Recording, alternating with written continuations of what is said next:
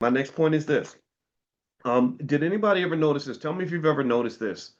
Uh, has anybody noticed that no matter who's in office, the black community has not really advanced in any functional area in the last 40 or 50 years?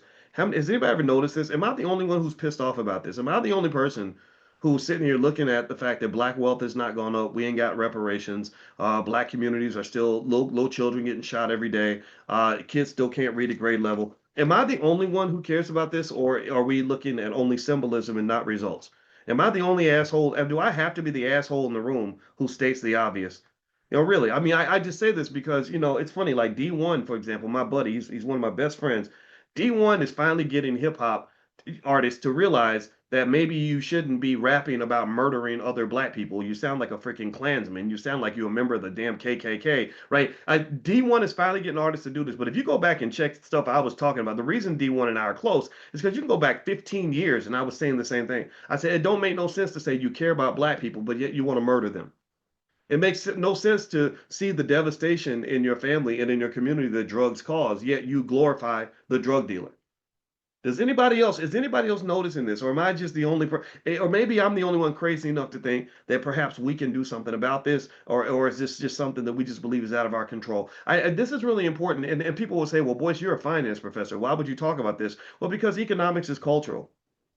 If you behave like a broke ass person, you're gonna have a broke ass life.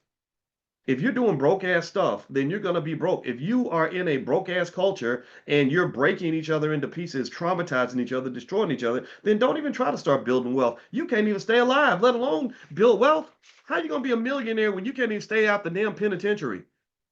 How are you going to focus on owning property when you don't even own your own family?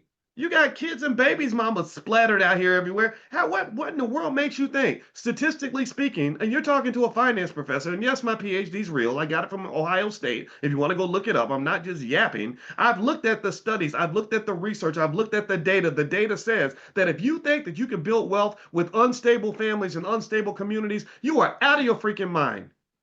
Out of your mind. It's like you trying to go preach in front of the church and you cover with mud. Before you start preaching in front of the church, you need to go take a damn shower.